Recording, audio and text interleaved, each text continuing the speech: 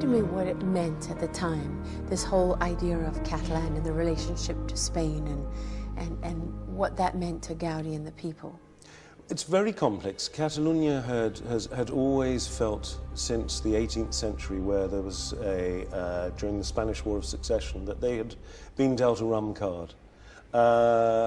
Catalan had been, as a language, had become of secondary importance. And yet, of course, they felt that that language and the language of their architecture was something that they had, was completely unique and different to the rest of Spain. And they felt that they were playing second fiddle, that they had been left aside, and that Madrid was where everything happened, and that Barcelona was a kind of subsidiary, kind of out on the periphery. And so they wanted to put their stamp on their new country, and it was Gaudi who, in a sense, visioned that in bricks and mortar. Lots of other architects tried to help him, but he was the key figure because it was far deeper. He was a far greater thinker. He was far more spiritual.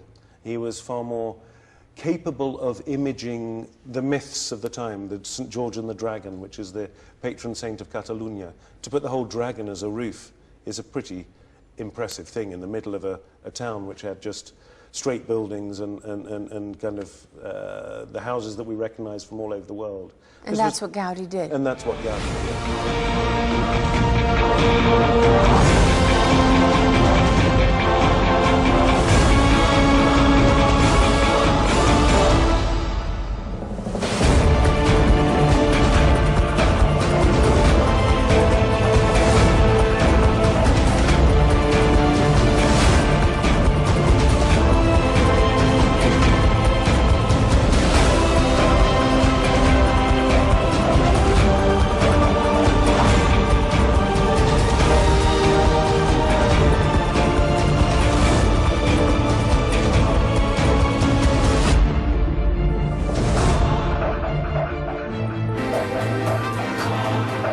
Aleshores el futbol era una vàlvula per expressar sentiments i no és estrany que en plena dictadura, el 14 de juny de 1925, el públic dediqués una escandalosa xiulada a la marxa real interpretada a les Corts amb motiu d'un homenatge a l'Orfeó català en un partit contra el Júpiter. A la mitja part del partit, una banda d'un vaixell britànic ancorat en el port va interpretar la marxa real, que va ser rebuda amb una escridassada imponent per part dels 12.000 espectadors que hi havia al camp. Els xiulets i els crits es van convertir en aplaudiments quan van sonar les primeres notes del God Save the King.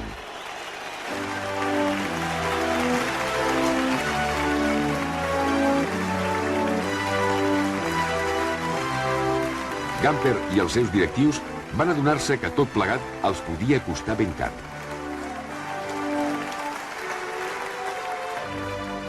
No s'equivocaven.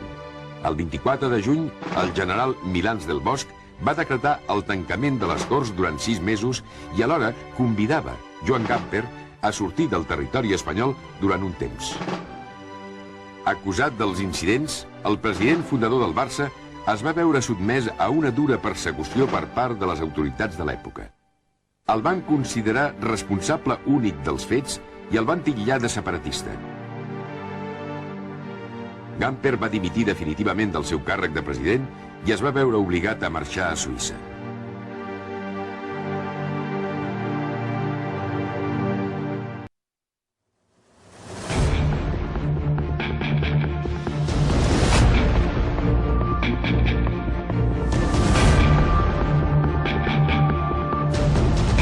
Catalans, interpretant el sentiment del nostre poble que ens acaba de donar el seu sufragi, proclamo la República Catalana un estat integrant de la Federació Ibèrica.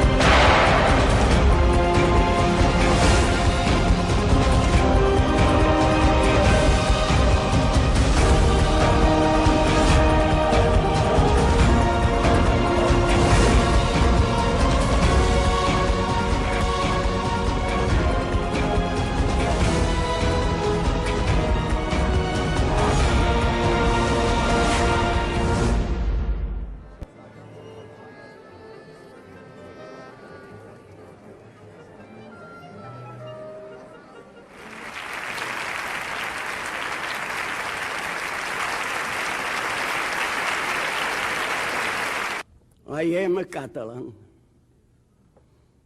Catalonia has been the greatest nation in the world. Catalonia has had the first parliament much before England. Catalonia had the beginning of the United Nations. All the authorities of Catalonia in the 11th century met in a city of France, at that time Catalonia, to speak about peace. At the 11th century. Peace in the world, and against wars, the inhumanity of wars. This was Catalonia.